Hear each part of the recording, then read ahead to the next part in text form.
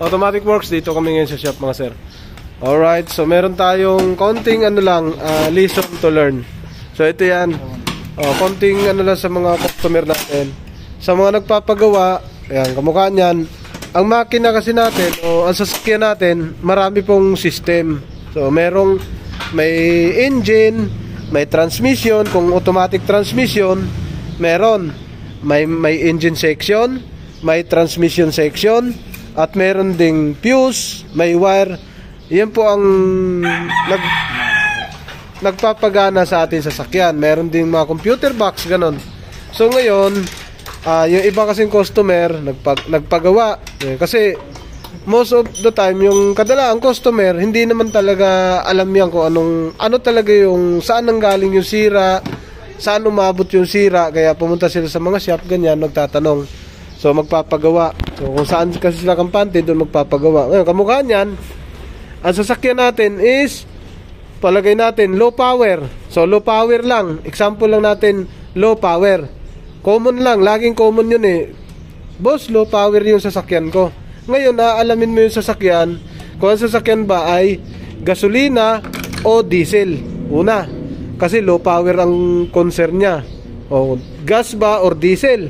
Ngayon, pag sinagot, palagay natin, boss, gasolina, boss eh. Isipin mo na yon. Pinaka-basic, baka may problema ang ignition coil, spark plug, injector. Yun lang ang pinaka-basic na alam kaagad ng tao. Or fuel, o gasolina. Yung kaagad isipin niya.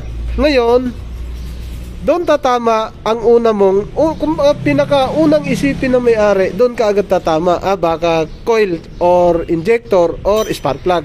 Yun. Or hindi kayo, yung gasolina nalagyan ng tubig. Yun ang mga basic na iniisip agad. Ngayon, i-consider mo yun mga sir, na automatic transmission ang sasakyan mo. Palagay natin automatic, wag muna tayo sa manual. May low power din sa manual. So madami, pasikot-sikot. Okay? Yung low power, maaring tatama yun sa engine section. So engine section yun, marami. Pag sinabing engine section, yan yung sinabi ko. Sa engine section pa lang, masalimuot. Madaming nakakabit. Pag sinabing transmission section naman, napakadami ding nakakabit. Kaya yung low power na yon, dapat tatamaan mo kung saan talaga yung sira. Alright? Kung ang sira ba ng low power ay nasa engine or nasa transmission, sa automatic transmission. Kaya maganda na matanong ang customer, or hindi lang matanong, dapat matest drive din ng gagawa. Kunyari, pag sampan niya ngayon, ay, ang tama na to, tumama to sa engine. So may 50-50 na siyang naisip na tumama sa engine section yung sira ng sasakyan na to. Okay? So malaki na idea niya na nandun sa engine. Ngayon, pag pupunta kasi ang customer, sasabihin lang naman, boss, low power, baka may problema ako sa coil, injector. Yun ang pinakauna eh. Ngayon, yung pala, may tama pala yung transmission, kaya hindi makaahon. Tingin niya parang low power. So aalamin mo yun kung saan tumama yung low power. Tumama ba sa engine section o tumama sa transmission section? Ngayon, pag sinabi nating low power, sasakyan mo yung sasakyan. Kaya actual, ang mekaniko mag-actual check yan. Kung mapansin nyo, pagaganahin niya, patatakbuhin, paandarin. Makikita na kasi doon sa andar pa lang. Sa andar pa lang ha, andar. Pag start mo ng sasakyan, pag nakaramdam ka na ng low power, sasabihin na kagad ng mekaniko, low power sa engine section tumama. Bakit to? Kasi nung inapakan yung accelerator, ramdam mo na na low power talaga siya. Okay? So hindi na tayo 50-50, hindi na umabot sa transmission. Ngayon, sumampa ang mekaniko, technician o anuman, sumampa sa yung gagawa, sumampa sa manibela. Pinaandar, pagpaandar niya, inapaka, nirevolusyon ng makina, wala siyang naramdaman. Pinatakbo ngayon. So doon na papasok yung patatakbuhin. Papasok na ngayon ang transmission section. Pinatakbo niya ngayon yung sasakyan. Naramdaman ngayon ng mekaniko na bakit parang hindi pumasok, parang naka third gear lang, o di kaya nag-stuck lang sa first gear, nag-stuck sa second gear, nag-stuck sa third gear, nag-stuck sa fourth gear. Pag ganun ang sira, may idea na kaagad ang technician o yung gagawang mekaniko na ang sasakyan mo, ang problema, pumasok sa transmission. Yun, ipapaliwanag na kaagad yan ngayon ng gagawa na, sir, ang problema, sa tingin ko, tumama siya sa transmission. So magandang approach yung gagawin. Ngayon, sisigundahan naman ngayon na ang sasakyan ay i-scan. Kunyari, kung may scanner, pwedeng i-scan. I-scan agad yon para ma-confirm kung saan tumama. Baka kasi, sa transmission section kasi marami yan. May wirings yan. Merong sensor. Madami sensor yan. Merong mechanical part sa loob ng transmission, automatic transmission. Meron din yung module na nagko-control sa transmission. So, iti-trace yun, ito troubleshoot. Ngayon, hindi porket sabihin lang na low power. Lumabas sa scan, ito ang fault code, solenoid valve B. Papalitan mo na kaagad ang solenoid valve B. So pag pinalitan mo, meron kasing time na hindi talaga rin titino. Meron time na tumino din, meron din time na hindi titino. Aalamin mo rin maigi na ang tama ba niya doon lang ba sa solenoid? Kasama ba doon yung wirings? O kasama doon ang ECU? Or kasama na talaga yung mechanical mismo sa loob, yun ang nasira. So yun, marami kang i-consider. Hindi pwedeng nagpagawa ka ng transmission, boss, nagawa na transmission ko ganun pa rin hindi ko babayaran yan kasi pinagawa ko na sa'yo. Bakit ganun? Hindi na dapat hahantong doon. Kasi pagka may scanner ka o di kaya naintindihan mo naman yung mga gagawin at nakita mo o kung saan tumama yung sira dyan, kailangan i-trace, troubleshoot. Yun talaga ang gagawin. Magti-tracing ka ng wirings, tapos sensor. So, yun ang mangyayari. Ngayon, eto, pagkatapos gawin, perfectly na nagawa ng mekaniko, yung sira ng transmission. Pinatakbo na ngayon yung sasakyan. Nawala ang low power. Maayos. Pasok. Lahat ng cambio, napaka-smooth ng pasok. Sobrang smooth. Dumating ngayon ang isang araw o di kaya pag-uwi lang. Pag-uwi, palagay natin pag-uwi.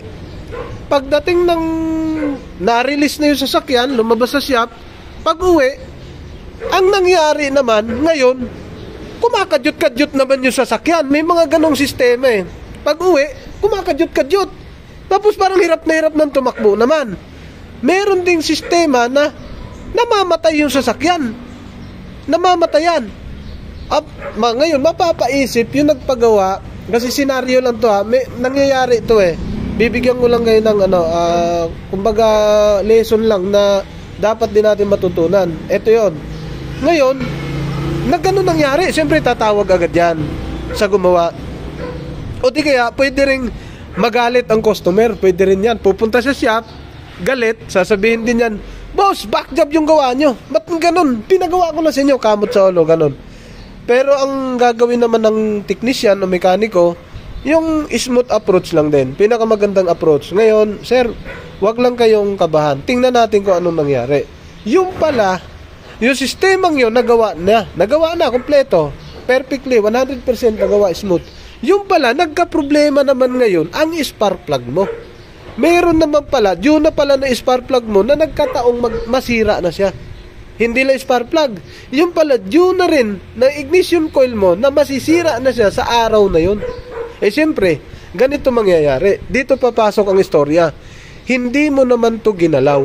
Wala kang ginalaw dyan sa section na yan. May magbunot ng wire, wala. Kasi malayo to Dito ka lang banda sa ilalim.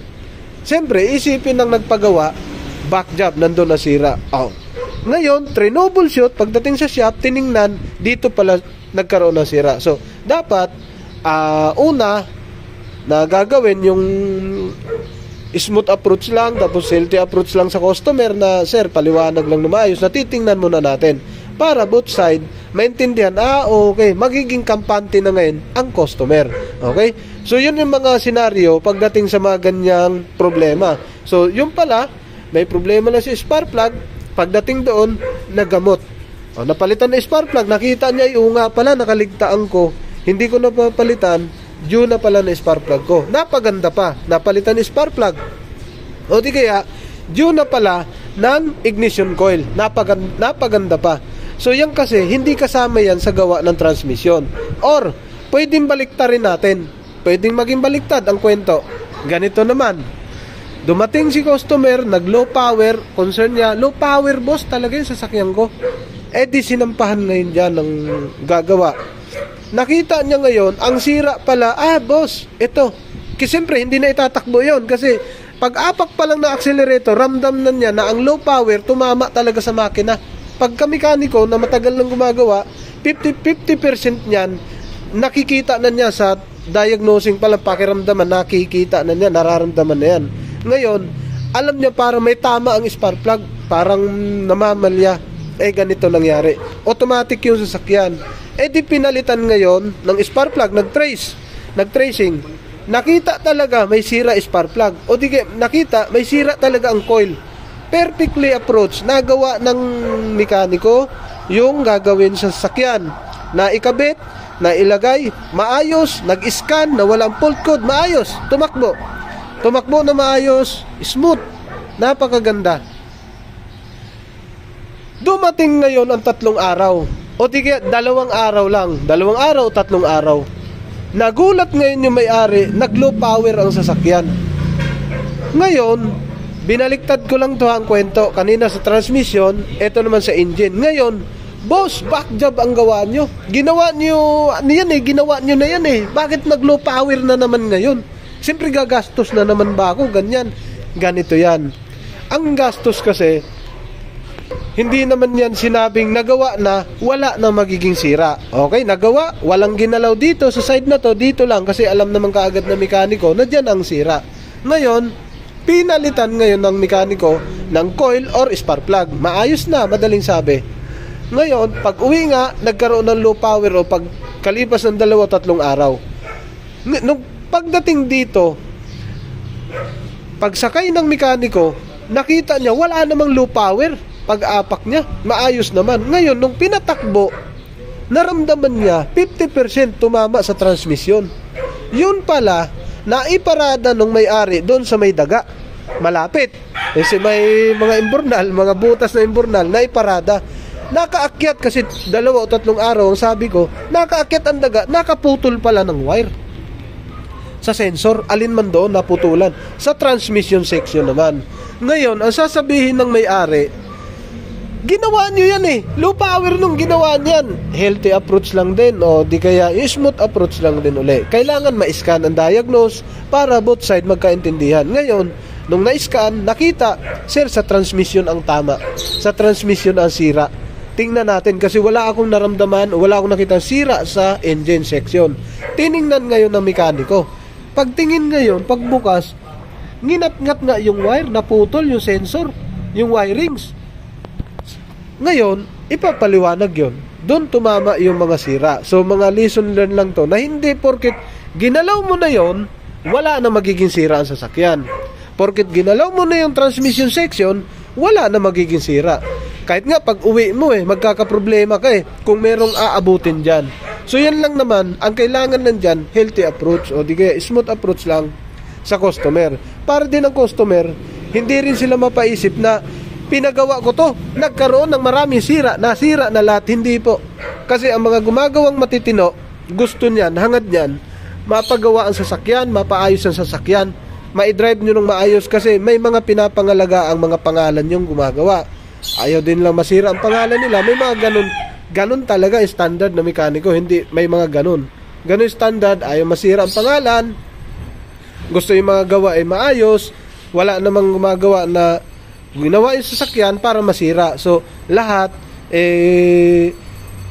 nag-uumpisa lang yan sa approach. So, pinapaliwanag ko lang yung low power na kung saan ang ginawa mo, kung dito, engine section, maaaring tatama din ang low power sa transmission section. Kung gumawa ka sa transmission section, maaaring tumama din sa engine section. So, hindi mo pwedeng sabihin na pag ginawa rito, hindi na masisira to. Pag ginawa dito, hindi na masisira yan. Meron pang mga sistema, ganito. May ibang sasakyan na walang sira dito. Wala kang makikitang sira dito. Dito sa sensor, ignition coil, dyan sa transmission, wala kang makitang sira. Pero, hindi tumakbong maayos. Walang shifting. Yung mga sira pala nila, palagay natin, example, bigyan ko lang example, ilaw lang ang sira. Valve. Yung valve lang ang sira, yung filament na putol, wala na. So hindi na kasalanan yon ng gumawa ng mechanical, gumawa ng nagpa-overhaul. Pagkatapos ma-overhaul, nag-low power. Yung pala ang sira, pumutok yung valve. May mga sasakyan na technical, pagputok yung ilaw sa likod, walang power. Babalik ngayon yung magpapagawa. Sasabihin ginawa yung makina, hindi na nag-shifting. Hindi po. Kailangan intindihin at unawain pa rin. Ipapaliwanag namin sa inyo kung saan yung ginawa at saan yung sira. So yun po yung pinakamaganda doon. Hindi po porket lang sa lahat na ang sasakyan pagka ginawa, nagawa mo na maayos to, nagawa mo na maayos yan, ito, maaari ding masira. Aabutan ka. Hindi natin alam kung kailan. Kinabukasan, mamaya, or sunod na araw, o sunod na linggo, o sunod na taon. Yan yung mga magiging problema niyan. Alright? So yun po yung mga sir, yung kailangan lang nating konting kaalaman lang na tungkol sa sasakyan pag nagpagawa. Pag nagpagawa dito, pwede masira to. Pag nagpagawa dyan, pwede masira yon. Pag nagpagawa dito, pwede masira. Marami po siya mga sir. So, unawa lang ang kailangan dito at ipapaliwanag lang na maayos. Maraming salamat. Automatic Works, Kawit. Yo, what's up? Welcome back to my channel, Automatic Works.